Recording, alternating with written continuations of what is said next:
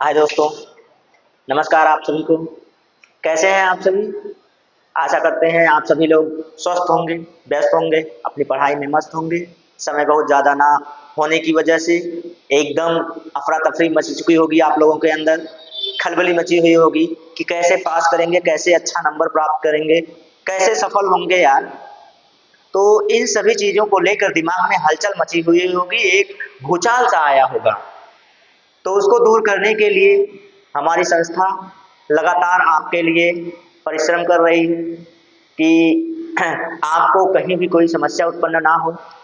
जिसके लिए देखिए मैं खुद अपने सब्जेक्ट का मैराथन लेकर आने वाला हूँ। मैराथन लेने से पहले मैं आपको नोटिफ़ाई कर दूँगा कि हाँ, इस टाइम पे आपका मैराथन होगा। तो उस टाइम आप लोग ज़रूर जुड़िएगा। अगर आप जुड़ जाते हैं यही 1 हफ्ते, तो मैं 1 हफ्ते में आपको ऐसा प्रतीत हो जाएगा, लगेगा कि 1 हफ्ते नहीं, हम लोगों ने पूरा सिलेबस खत्म कर दिया है मैराथन के तौर पे। और हाँ, आप जानते ही हैं कि मेरे शब्द एकदम सरल होते हैं, सहज होते हैं ताकि आपको समझ में आ जाए, कोई समस्या आपको उत्पन्न ना हो, ठीक? तो इसीलिए मैं एकदम सरल से सरल शब्दों को चुनता हूँ जिससे आपको समझ में आ जाए। कोई भी ऐसा शब्द ना हो जिसका मतलब आपको अलग से ढूंढना पड़े या उसका मतलब आपको सोचना पड़े। मैं सोचने लायक छोड़ता ही नहीं हूँ, तो सोचेंगे क्या आप लोग? ठीक, बस आप इतना सोचिए कि मेरी क्लास मिस ना होने पाए। मिस होगी तो कहीं ना कहीं कुछ इम्पोर्टेंट चीज़ें आपकी रह जाएंगी। अब इम्पोर्टेंट चीज़ें भाई जब छूट जाएंगी तो कहीं ना कहीं किसी बच्चे से आप पीछे हो जाएंगे। तो अच्छी बात है कि आप लोग लगे रहते हैं, तत्पर रहते हैं और एकदम सक्रिय रहते हैं क्लास में, क्रिया प्रतिक्रिया होती रहती है। तो चलिए आज का जो हम लोगों का टॉपिक होगा दोस्त, गद्यांश और पद्यांश से होगा। देख लीजिए, तो जितने भी नए लोग नए होंगे, पूर्वांचल कैरियर क्लासेस यूट्यूब पर टाइप करेंगे, तुरंत हमारा चैनल आ जाएगा। तो चैनल को सब्सक्राइब कर लीजिए। सब्सक्राइब करने के बाद दोस्तों में शेयर कर दीजिए, और जो भी चीज़ें हम आपसे पूछना चाहते हैं या आप हमसे पूछना चाहते हैं, उसका जवाब आप कमेंट बॉक्स में दे सकते हैं और ले भी सकते हैं। साथ ही आप भाई प्यारा सा लाइक तो दे ही सकते हैं, क्योंकि क्लास पूर्णतः निःशुल्क है आपके लिए। जब पूर्णतः निःशुल्क क्लास आपको हम दे रहे हैं, तो आप क्यों कंजूसी कर रहे हैं भाई? एक लाइक करने में क्या जाता है आपका? चलिए दोस्त, आज का जो आपका ये गद्यांश है, ये देखिए आपके सामने है। इस गद्यांश को देखिए और विचार कीजिए। विचार करने के बाद चलते हैं इसके हम लोग टॉपिक पर, प्रश्न पर। तो प्रश्नों को हल किया जाएगा इसके साथ। चलिए देख लीजिए, और मैंने जैसा बताया है ठीक ठीक उसी प्रकार से आप देखिएगा कि आप क्या करेंगे।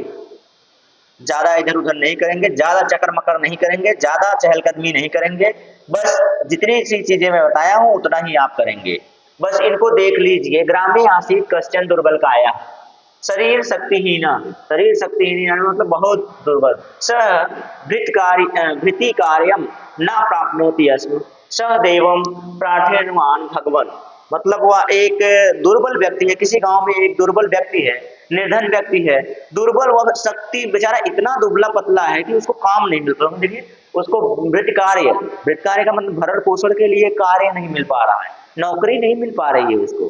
क्यों? क्योंकि बहुत दुबला पतला है, बहुत निर्धन है। तो वह किससे? भगवान से प्रार्थना करता है। मम उदर पूर्णाय, अरे मतलब मेरे, उदर का मतलब पेट, मतलब मेरे भरण पोषण के लिए तो कुछ तो कार्य होना चाहिए भाई, व्यवस्था कीजिए, कुछ तो व्यवस्था कीजिए कृपया। देखिए हिंदी में लिख दिया गया कृपया इति। तो चलिए मैं पूरा नहीं बताऊंगा आपको, ठीक सारी बातें देखिए। रात्रो तस्य स्वप्ने प्रत्यक्षीभूत भगवान, मतलब उसके स्वप्न में, कहता हूँ नहीं बताऊंगा, लेकिन मन तो मानता ही नहीं, दिल तो बच्चा है जी, उसी राह पर चल पड़ता है जिस राह पर आपको समझ में आता है। तो मैं पूरा पढ़ने का, अगर पूरा पढ़ने लगूंगा ना तो समय लग जाता है इसी में समय लगेगा, समय है नहीं आपके पास। और ये मैं कहूंगा नहीं, क्योंकि मैं यहाँ आपको पढ़ने लगूंगा तो आप पेपर में पढ़ने लगेंगे। इसीलिए मैं सिर्फ कहता हूँ कि देखिए अब यहाँ से आप सीधा सीधा शिला ओदनन कुरु, यहाँ से ऐसे करते हुए महाशिला सह निर्धन तस्या, ऐसे ऐसे शब्दों को बस आप देख लीजिए, देखकर अपने जहन में बैठा लीजिए। अपने जहन में बैठा लेंगे तो सीधी सीधी बात यह होगी कि ऐसे शब्द कहाँ मिले और क्यों मिले हैं, देख लीजिए। हाँ, दिनानि गता, फिर यहाँ पे दृष्टवा उपहरण, सारी चीजें देखते चलिए। तो वही मैं भी देख रहा हूँ, वही मैं भी कर रहा हूँ, मैं भी देख ही रहा हूँ। जम्हाई आ रही है, जम्हाई, ठीक है, लीजिए।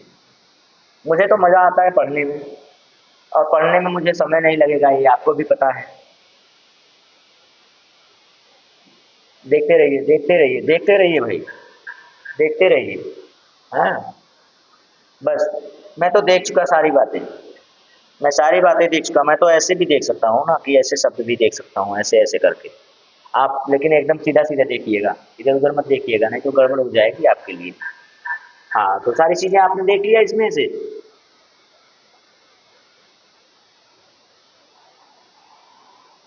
हाँ,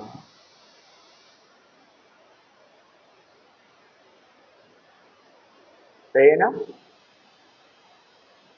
पूरा का पूरा है ये, पूरा है कि बचा हुआ है। ठीक, निक्राम खन्ना सर दुर्भाग्य लीजिए, मासन त्रय किंतु भवता हो में। चलिए, तो सारी चीजें मैंने देख लिया भाई, कोई इसमें समस्या नहीं होने वाली है। अब चलते हैं प्रश्न पर। दुर्बल काया मनुष्य कथम आसीत। अब लीजिए, मैंने पूरा पढ़े बगैर ही आपको इसका सारांश दे दिया था। पूरा पढ़ने से पहले ही मैं सारांश दे दिया। सारांश इसलिए दे दिया क्योंकि यार देखिए, बात दरअसल ये है कि जिस कहानी में आप एंट्री लेते हैं, उस कहानी के पात्रों का, उस कहानी में जो शीर्षक है, उसको सबसे पहले ही दे दिया जाता है कि ऐसा ऐसी बात है, ऐसा काम करना है इसमें। तो अब बताइए, सबसे पहले बताया गया है कि दुर्बल काया जना, दुर्बल काय व्यक्ति था और निर्धन था। तो सीधे सीधे यहाँ देखेंगे, देखिए दुर्बल काया मनुष्य कथम आसीत, दुर्बल काय मनुष्य कैसा था भाई। दुर्बल काय मनुष्य, अब आपके भी दिमाग में ये बताइए, आप फिल्म देखते होंगे, तो क्या फिल्म में दुर्बल काय व्यक्ति बुद्धिमान होता है? नहीं, गुड़ी होता है, नहीं धनिक होता है। धनिक रहेगा तो भाई दुर्बल काय कहाँ, निर्धन। कैसा था? स निर्धनासीत, स निर्धनासीत, वह कैसा था? निर्धन था ना।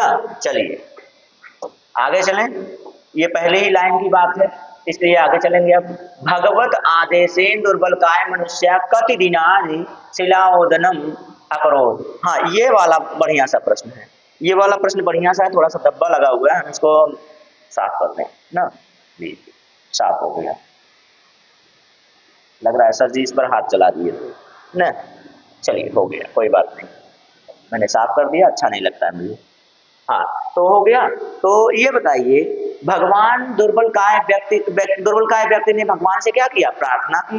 प्रार्थना करने पर उसके स्वप्न में भगवान आए, भगवान से उसने प्रार्थना की, तो स्वप्न में आकर उन्होंने क्या कहा था उसे? उसे कहा था कि आप पत्थर तोड़िए। क्या तोड़िए? पत्थर तोड़िए। कितने दिनों के लिए कहा था उन्होंने? भगवान ने दुर्बल काय व्यक्ति यानी कि जो गरीब व्यक्ति था, उसको कितने दिनों तक पत्थर तोड़ने की बात की थी, शिलाओदनम करने की बात की थी। शिलाओदनम मतलब क्या होता है? पत्थर तोड़ना ना। तो पत्थर तोड़ने की बात की थी, तो कितने दिनों के लिए की थी भाई? इसमें तो सिर्फ एक ही संख्यावाची शब्द आया है, वो भी मेरे देखने में आया था, क्या? मास त्रयम यावत। मास त्रयम यावत मतलब कि क्या है? 3 महीने तक। कितने? तो ये आपके 3 महीने तक। मास त्रय का मतलब क्या हुआ? 3 महीने तक की बात है। अब ये आपको उतना बड़ा, अगर आपको नहीं समझ में आया, अगर आपको नहीं समझ में आया कि उतना बड़ा अगर व्यांश था, हम कैसे याद रखेंगे? तो देख लीजिए, यहीं कहीं पे होगा भाई। हाँ, किंतु मास त्रयम यावत, ये एक ही समय से जुड़ा हुआ शब्द ही आया है, इसीलिए आपको बहुत ज्यादा इधर उधर भटकने की जरूरत नहीं है। समय से जुड़ा हुआ एक ही शब्द आया हुआ है, तो ये है कौन सा? मास त्रयम यावत। क्या आया है? मास त्रयम यावत, और यही इसका क्या हो गया? यही इसका उत्तर हो गया प्यारे दोस्त, प्यारे भाई। तो अब इसके बाद चलेंगे अगले प्रश्न पर। ये रहा आपका अगला प्रश्न, देखिए और उत्तर दीजिए। दुर्बल जनेन शिलाओदनम कार्यम कार्यात् भगवता किम आभीष्टम आसीत्। लीजिए भाई, शिलाओदनम करने के लिए जब उन्होंने कहा तो उसने शिलाओदन किया यानी कि तोड़ा। फिर उसके बाद उन्होंने क्या किया, उन्होंने कुछ किया उसके लिए, तो उन्होंने क्या किया था भाई, तो दुर्बल काय व्यक्ति को शक्ति युक्त युक्त कर दिया था। कैसा कर दिया, शक्ति युक्त युक्त कर दिया, मतलब उसे ताकत प्रदान किया। क्या प्रदान किया भाई, ताकत, या क्या कहते हैं इसको, बल, या इसी को क्या कहते हैं, शक्ति। ठीक है, यही उन्होंने, किसने, भगवान ने उसे प्रदान किया। क्योंकि सबसे ज्यादा जरूरत उसको किसकी थी, इसी की थी, क्योंकि भाई उसके पास ना शक्ति थी ना धन था। अब शक्ति मिल जाने के बाद उसको धन तो आसानी से प्राप्त कर सकता है वो मेहनत करके, इसीलिए उसको उन्होंने क्या किया, स्वास्थ्य दिया। उस व्यक्ति को उन्होंने क्या दिया, स्वास्थ्य, स्वास्थ्य ओ स्वास्थ्य, ठीक, उन्होंने क्या दिया, उसे स्वास्थ्य दिया, एक अच्छा स्वास्थ्य दिया। तो यह क्या हो गया, दुर्बल शक्ति युक्त स्यात् इति, दुर्बल को शक्ति युक्त कर दिया। क्या कर दिया, बलवान बना दिया। किसने बना दिया भाई, भगवान ने। किसने बना दिया, भगवान ने। भगवान मतलब भगवान जी, ठीक है, ईश्वर। चलिए इसका भी उत्तर मिल गया। जब इसका भी उत्तर मिल गया तो अगले पे देखते हैं भाई। अगला चलिए ये लीजिए, शक्तिहीनता कारणतः स दुर्बल किम न प्राप्नोति अस्म। दूसरी लाइन याद है, दूसरी, पहली ही लाइन, दूसरी लाइन छोड़िए, पहली ही लाइन याद है आपको। दुर्बल काय होने के कारण वह वृत्ति कार्य भी नहीं प्राप्त कर पा रहा था। आइए दिखाता हूं मैं आपको, दिखा देता हूं भाई। लीजिए चौथा प्रश्न है, ये भी दिखा देता हूं आपको। देखिए, शरीर शक्तिहीनता कारणतः सह वृत्त कार्य ना प्राप्त होती अस्म। अब बताइए, क्या मैंने गलत कहा था? नहीं यार, मैं आप लोगों के लिए गलत नहीं कह सकता, मैं आप लोगों के लिए गलत नहीं कह सकता, क्योंकि आप लोग मेरे भरोसे आए हैं और मेरे भरोसे हैं, और मैं आपके लिए गलत बताऊं, ऐसा हो ही नहीं सकता। मेरा दिल ही नहीं मानेगा कि मैं आप लोगों के लिए गलत बताऊं। ठीक है, लीजिए, नहीं आएगा तो बाद में बता दूंगा, लेकिन गलत तो नहीं बताऊंगा। ठीक है, तो लीजिए, कितने बेहतरीन प्रश्न हैं आपके लिए, कितने बेहतरीन तरीके से हल हो रहे हैं वो भी देख लीजिए। देखिए, चलिए अगले प्रश्न पे चलते हैं भाई। प्रश्न नंबर 5वां ये रहा, निर्धन इति पदस्य विग्रह कथम स्यात्। निर्धना मतलब जिसके पास धन नहीं हो, जिसके पास धन नहीं हो, जिसके पास धन नहीं हो वही होता है निर्धन। तो अब देखिए, इसमें से उसने पूछा है, नास्ति धनम निरस्ता धनम निशेषेण धनम यस्य सः। होना तो ये भी चाहिए, लेकिन सबसे अच्छा इसमें कौन सा है, तो इसमें है क्या, निर्गतम धनम यस्य सः। निर्गतम धनम यस्य सः को ही हम लोग क्या कहते हैं, निर्धन कहते हैं। जिसके पास निर्धन नहीं होता है, जिसके पास धन नहीं होता है, वह तो क्या हो गया, उसी को कहते हैं निर्धन। तो इसमें से इसने विग्रह पूछ रखा था, विग्रह हमने बता दिया। और आप अगर आपको नहीं समझ में आए तो एक हफ्ते की क्लास मैंने दिया है दोस्त, समास और संधि पर। समास और संधि पर मैंने एक हफ्ते पढ़ाया हुआ है। सोचिए, समय रहते हुए मैंने पढ़ा दिया, उसके बाद मैं प्रैक्टिस पर आया हूँ। अगर आपके पास समय नहीं था तो भाई उसमें हम क्या कर सकते हैं, आप उसे रिवाइज कर लीजिए ना, क्लासेस पड़ी हुई हैं प्लेलिस्ट में। प्लेलिस्ट में नहीं जाएंगे तो वीडियोज में जाएंगे ना, पूर्वांचल कैरियर क्लासेस के। पूर्वांचल कैरियर क्लासेस को विजिट कीजिए। विजिट करने के बाद आपको इंटरफेस मिलेगा, इंटरफेस मिलेगा जहाँ पे होम, वीडियोज, प्लेलिस्ट, और प्लेलिस्ट के बाद जो भी चीज़ें होती है, ये सबसे मेन चीज़ें तो यही है, ये चीज़ें आपको मिल जाएंगी और आप वहाँ से अपना कार्य कर सकते हैं, जो भी करना चाहेंगे। लीजिए, शिलाओदनम कुरु इति पदस्य कृत निर्देशम आसीत्।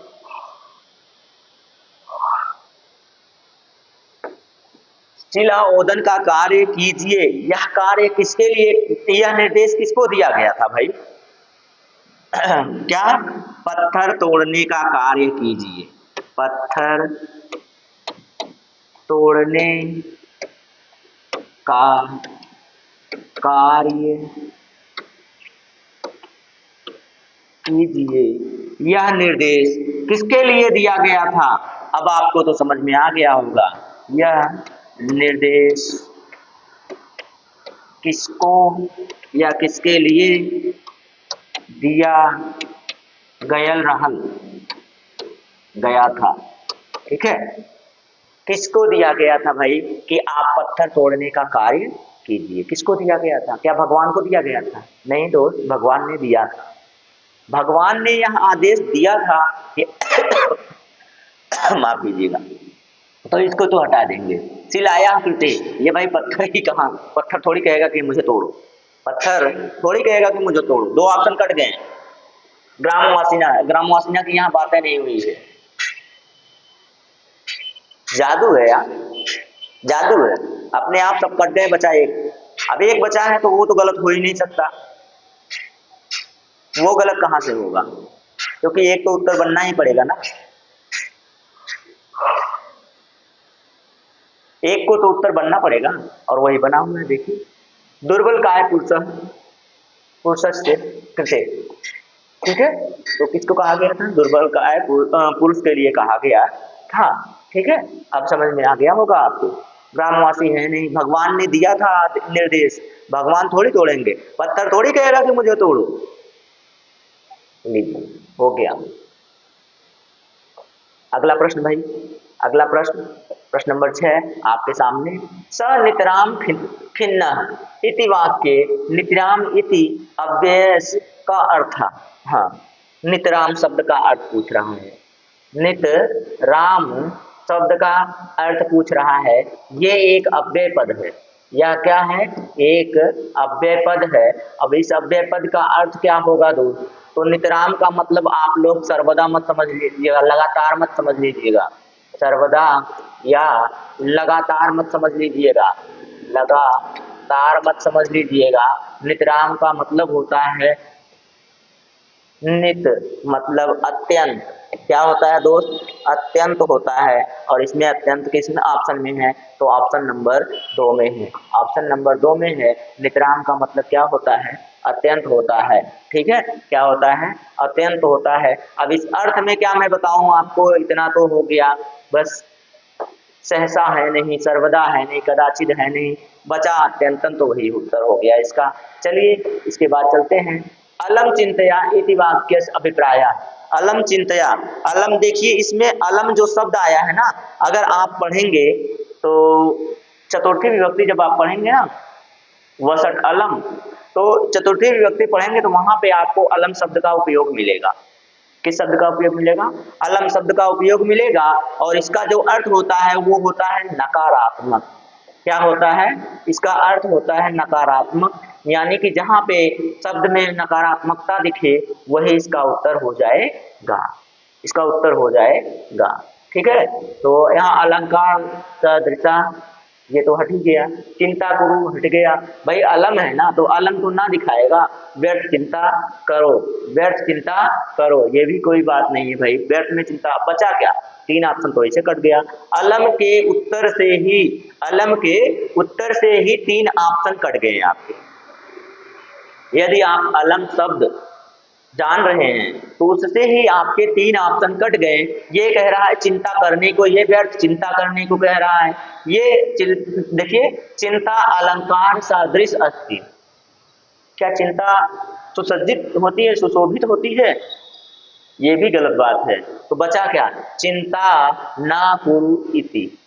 चिंता ना, चिंताम ना कुरु, चिंताम ना कुरु, चिंता मत करो, चिंता मत करो। हे भैया, चिंता मत करो। ठीक है, तो आप लोग चिंता ना करें।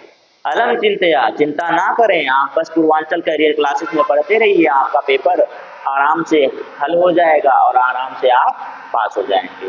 ठीक है, तो चलिए एक प्रश्न और है, उसको भी देख लेते हैं।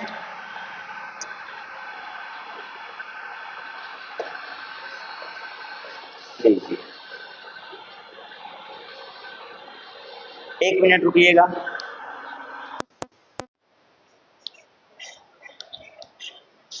ठीक है दोस्त, आइए तो अगला गद्यांश देखते हैं। अब 8 प्रश्न आपके हो गए।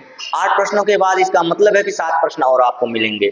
8 प्रश्न होने के बाद इसका मतलब है कितने प्रश्न आपको मिलेंगे? अब मिलेंगे आपको 7 प्रश्न, यानी कि 15 प्रश्न आपके गद्यांश से आपको मिलना ही मिलना है। गद्यांश हो या पद्यांश हो, 15 प्रश्न मिलने ही मिलने हैं। थोड़ी सी डिस्टर्बेंस आई थी क्लास में, इसलिए थोड़ा सा क्लास आपको बीच में रुका हुआ मिलेगा, लेकिन बहुत ज़्यादा नहीं रुका मिलेगा, कोई दिक्कत नहीं होने वाली है आपको। तो देखिए, हल कीजिए इसको। स कचन कुटुंब लघु कुटुंब, मतलब एक छोटा परिवार था कहीं। ठीक है। तस्मिन पितरो पुत्र पितरो पितरो मतलब क्या हो गया? माता पिता, पुत्र और पुत्री। च आस कस्मिन च आस कस्मिन दिने मध्याह्ने पुत्र भोजनार्थ गृहम आगता। माता जल स्थालिका च स्थापय संस्थापय अन्नम सारम च परिवेश्य। ठीक है। तो इस तरह से अब इसको भी पढ़ेंगे। वही बात हो गई कि मैं अगर पूरा पूरा पढ़ना चाहूँ तो पूरा पूरा क्या पढ़ दूँ? इसको पूरा पढ़ दूँ, लेकिन समय आपका जाएगा। फिर भाई जितना मैं पढ़ने में समय लगाऊंगा वो समय आपका जाएगा ही जाएगा। तो देख लीजिए, पहले इसको देख लीजिए। पुत्र केवल खादित्वा जननी अग्रहयत। ठीक है। अग्रहयत जो होता है ना, आग्रह करना, वही है अग्रहयत। ठीक है। अम्बा माता के लिए अम्बा का भी प्रयोग किया गया है यहाँ पे। किमिदम सारा सम्मा लवणमय, मतलब ओहो, जब भोजन करने गया तो भोजन कैसा हो गया है? लवणमय हो गया है, ज्यादा नमक पड़ गया है। कौन कौन थे? पितरों। पितरों का मतलब माता पिता, इसमें द्वंद्व समास है। द्वंद्व समास, एक का लोप हो जाता है इसमें। ठीक है। समाहार द्वंद्व समास। तो ये हो गया। 4 लोग रहते हैं भाई, पुत्र पुत्री और वो। तो इतना मह्यम भोजन मास्तु मातरम भर्तनान चाकोपेन्द्रियाद बहिर्गतवान। ओहो, खाना खाने गया, खाना कैसा था? ज्यादा नमक पड़ गया था, इसलिए क्रोधित होकर घर से बाहर चला गया, खाना नहीं खाया। अब मैं पूरा नहीं बताऊंगा भाई। अब इसके बाद मैं थोड़ा सा क्या करूंगा, खुद ही देख लूं, देखने के बाद बताऊं आपको कि आप लोग देख लीजिए। ऐसे बहिर्गतवान, देखिए बाहर चला गया। सायं दीप ज्वलन समय अभवत, तो शाम का दीप का जब समय हो रहा है। स युवा पुत्र गृहम आगता, वापस फिर आ गया, कोई बात है नहीं। रात्रो अष्टवादन समय। ठीक है। ठीक है। हस्तपादम प्रक्षया, मतलब हाथ मुंह धोकर दूरदर्शन पूर्ता आसन उपाविशत हस्तेन नियंत्रकम, यानी कि रिमोट। हस्तेन नियंत्रकम का मतलब क्या हो गया? नियंत्रकम का मतलब रिमोट। हस्तेन हस्तेन हाथ द्वारा लिया, ग्रहण किया। अब इस तरह से बताऊंगा, पूरी कहानी बतानी पड़ जाएगी, और कहानी आप पूरा सुनिए मत। मैं पूरा कहानी सुनाता ही नहीं हूँ। देख लीजिए। समीपे, उसके पिता उसके समीप आते हैं। समीप आने के बाद जल पिबती। ठीक है, कोई बात नहीं, कोई बात नहीं, बहुत ज्यादा अति बात नहीं है। पार्श्व मिशन देखिए, पिता के पास में बैठता है। मध्याह्न भोजन कृतवान ननु, तुमने नहीं किया था मध्याह्न का भोजन, उसने नहीं किया था मध्याह्न भोजन। भोज कृत किम आगता, देखते रहिए रक्षतया। हाँ हाँ, ठीक, कोई बात नहीं। देख लीजिए, पूरा देखिए, तो पूरा देखिए, क्या दिक्कत है इसमें।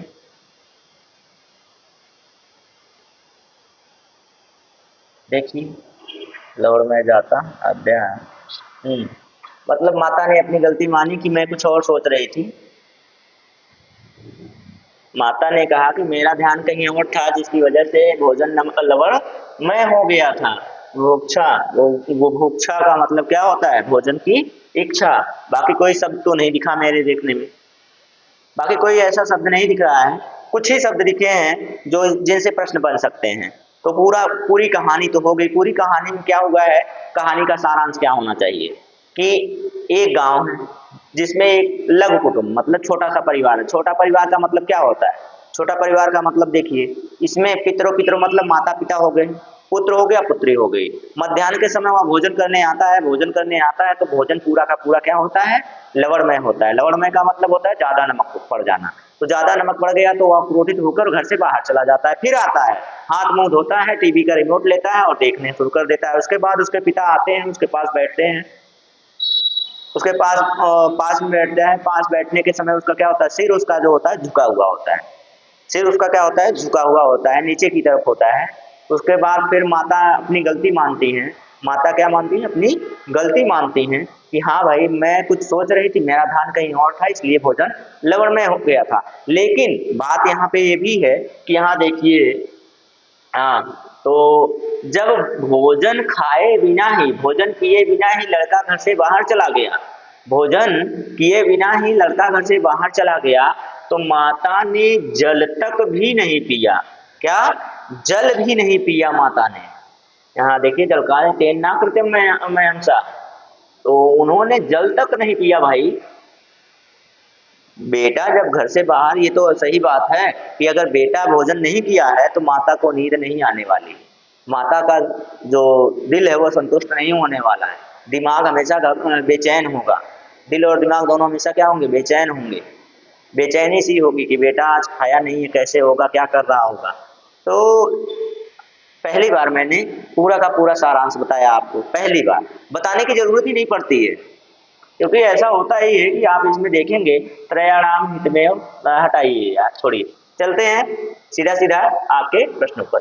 प्रश्नों को हल कराते हैं, आप देख लीजिए। पुत्रम बोधयितुम पिता वाणी कीदृशी आसीत्, बताइए।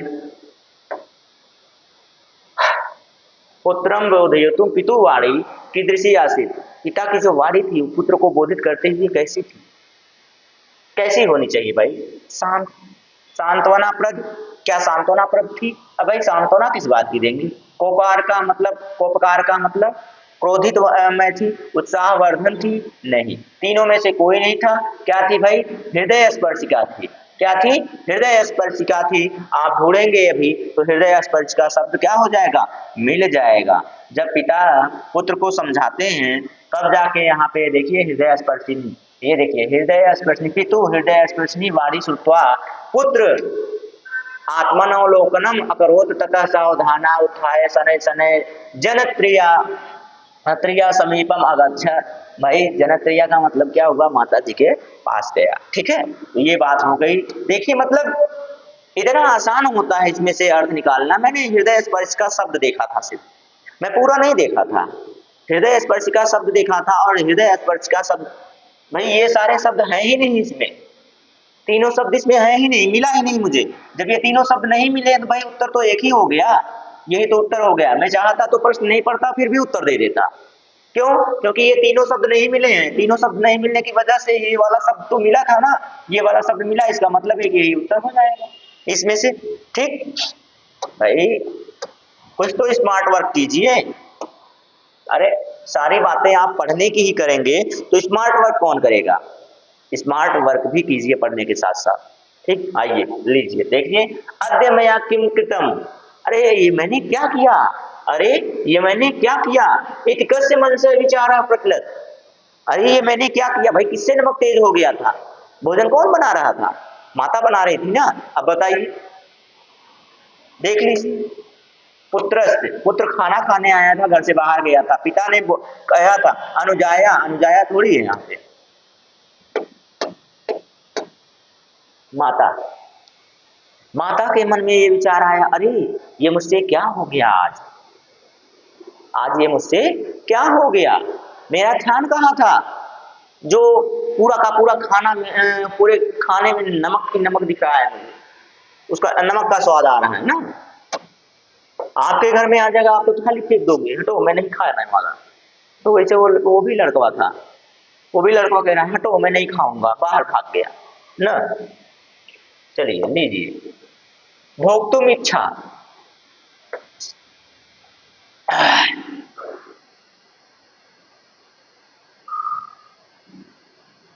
हाँ, भोक्तुम इच्छा का मतलब है भोजन की इच्छा, भोजन की इच्छा।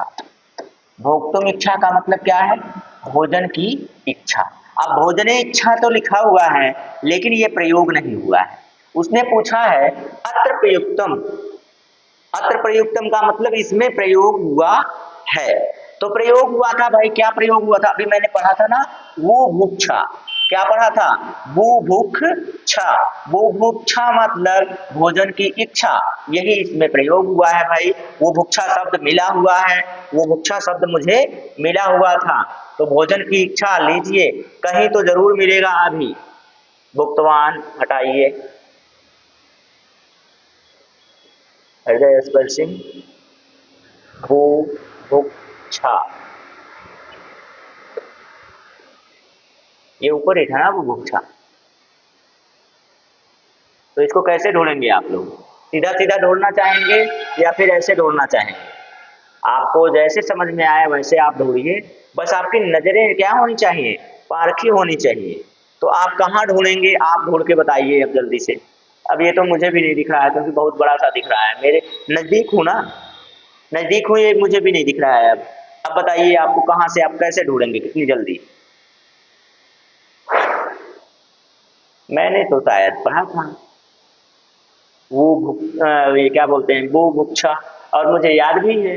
अब मुझे याद भी है तो आप भी बता दीजिए कुछ भाई, आप भी तो बताइएगा कहाँ है। क्या मैं कमेंट देखने का प्रयास करूं, कमेंट में देखूं आप लोग कहाँ बता रहे हैं? ऊपर नीचे, तीसरी लाइन, दूसरी लाइन, चौथी लाइन, पांचवी लाइन, छठवीं लाइन, कौन सी लाइन में दिख रहा है? दिखेगा कहाँ से भाई? वो तो नीचे था, शब्द कहाँ था? नीचे था, आपको दिखेगा कहाँ से?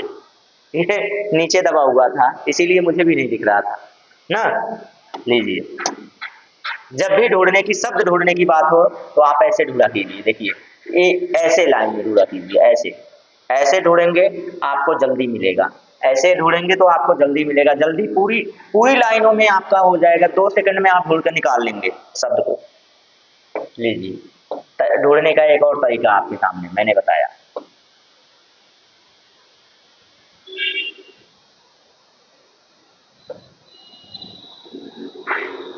तेन जल्पनादिकम तेन न कृतम मया सह इति। हाँ, तो इसमें आपको इसने पूछा है कि यह वाक्य किस वाक्य में लिखा गया है? यह वाक्य किस वाक्य में लिखा गया है? वाक्य कितने होते हैं भैया? कर्तृवाच्य, कर्तृवाच्य, भाववाच्य, और एक कौन सा वाच्य? कर्मवाच्य। कर्म नहीं भाई, कर्मवाच्य है ना। तो ये बताइए, 3 वाच्य हैं, चौथा वाच्य काट दीजिए, कौन सा वाच्य बच गया भाई? भाववाच्य, कर्तृवाच्य, कर्म, कर्म कृत्य वाच्य हटा दीजिए, एक ऑप्शन हट गया। कर्तृवाच्य में कर्ता प्रधान, कर्ता प्रधान होता है तो एक वचन का कर्ता होता है। कौन सा होता है? सिंपल होता है, एक वचन में होता है, और तृतीया में नहीं होता है। देखिए इसमें तृतीया दिया गया, तृतीया किस में होता है भाई? तृतीया भाववाच्य में होता है। तृतीया किस में होता है? कर्मवाच्य में होता है। लीजिए, सब कट गए। मैंने आपको पढ़ाया हुआ है कि इसमें रहेंगे, ये तेन नहीं रहेगा, ये सह रहेगा। ये क्या रहेगा? सा रहेगा या फिर सह रहेगा। ठीक, अच्छा, तया होता है, इसके लिए तो सह रहेगा ना, इसके लिए सह रहेगा। ठीक, और ये मया नहीं होगा, मया की जगह पे ये मम होगा। अगर ये कर्त रहेगा तो कर्त अपने आप हट गया, देखिए 2 हट गए। अब इसके लिए देखिए, तो भाववाच्य, भाववाच्य कब होता है? जब इसमें क्या होता है? उसमें होता ही नहीं क्या? जब उसमें कर्म नहीं होता, जब उसमें कर्म नहीं होता तब ये भाववाच्य होता। लेकिन भाववाच्य, अब बताइए, कर्मवाच्य पहचानना कितना आसान है, कर्म वाच्य पहचानना ही इतना आसान है।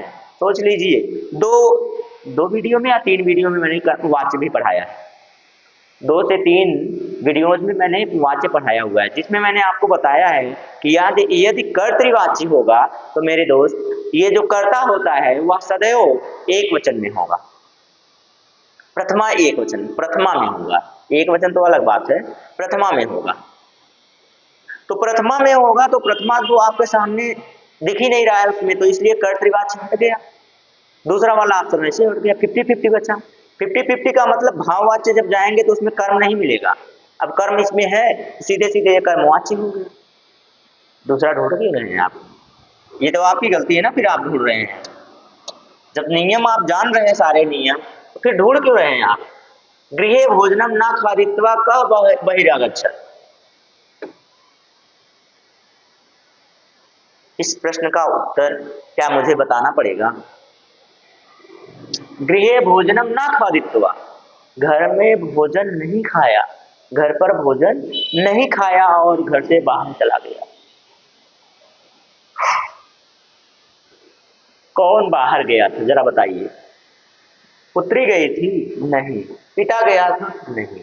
दो लोगों में झगड़ा है, एक तो माता और एक तो पिता, एक पुत्र।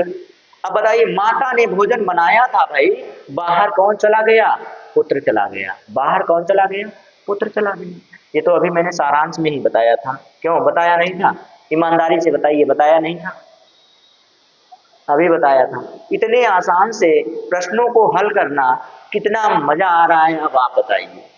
यदा पिता पुत्रस्य पार्श्वे उपाविशत् तदा पुत्र कीदृशासीत्। अभी मैंने बताया, जब पुत्र पिता के करीब बैठा था, नजदीक, पार्श्व का मतलब नजदीक, समीप बैठा था, उपाविशत् मतलब क्या था? बैठा था ना। उसका वो किस मुद्रा में था? सीधी सीधी बात है, किस मुद्रा में था?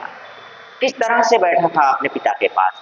तो वह अपना सिर झुका कर बैठा था, मुख नीचे करके, अधोमुखा लीजिए, अधोमुखा करके बैठा था। उत्तर इतना आसानी से मिल जाए तो आप मेहनत क्यों करेंगे? आपको मेहनत यहाँ पर करना है, पेपर में थोड़ी करना है। पेपर में यहाँ का नियम लगाकर ही आप प्रश्न हल करके चले आएंगे, आपको कोई समस्या नहीं होगी। बस आप सारी समस्याओं को मेरे सामने रखिए कि हाँ सर, ये समस्या होती है पढ़ने में, ये समस्या होती है हल करने में, तब तो मैं बताऊं कि हाँ ऐसी समस्या है तो इसको ऐसे हल करते हैं। भाई, रोग का पता नहीं और मैं उसका इलाज करूं, कैसे संभव है? रोग का पता नहीं और मैं इसका इलाज करूं तो कैसे संभव है? लीजिए, पुत्र भोजनम ना कृतवान इतस्य माता कीदृशी आसीत्। पुत्र जब भोजन नहीं किया तो फिर माता का क्या, उस पर माता की क्या प्रतिक्रिया थी? माता की क्या प्रतिक्रिया थी भाई उस पर? क्या माता संतुष्ट थी? क्या माता संतुष्ट थी? नहीं। पुत्रीम पति, ये पुत्रीम को हटा ही दीजिए ना, पुत्री की बातें नहीं थी। दूरदर्शनम पश्यन्ति आसीत्, सही है भाई, दूरदर्शन देखने गया था, लेकिन माता का यहाँ पर क्या था? ये तो पुत्र की बात हो गई। माता ने क्या किया था भाई? तो माता ने भी जल नहीं पिया, जल तक नहीं पिया था माता जी ने।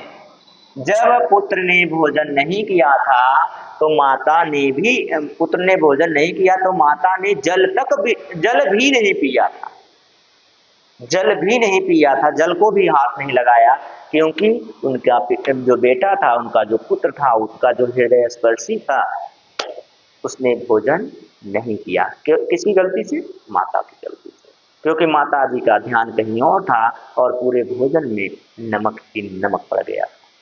ठीक है, तो सोच लीजिए आप क्या करेंगे इस समय। जब भोजन में नमक ज्यादा हो जाए तो आप क्या करेंगे भाई? भोजन फिर से बना लीजिए ना। अरे तो माँ होती है, उसको क्यों आप डांटेंगे? गलती इंसान से ही होती है। तो फिर से आप भोजन बनाइए, दूसरी चीजें खा लीजिए, उस दिन का भोजन जाने दीजिए, उसमें पानी डालकर आप डाल दीजिए पशुओं को, कोई दिक्कत नहीं होने वाली, कोई समस्या नहीं होने वाली है। बस दिमाग अपना शांत रखिए, क्योंकि एक दिन के भोजन खराब होने से आप क्रोधित हो जाएंगे तब तो बहुत बड़ी बात हो जाएगी। ठीक है दोस्त, तो आज के लिए बस इतना ही। अगर आप चैनल पर नए हैं तो चैनल को सब्सक्राइब कर लीजिए, दोस्तों में शेयर कर दीजिए और एक प्यारा सा लाइक दे दीजिए। ठीक है, तो आज के लिए बस जय।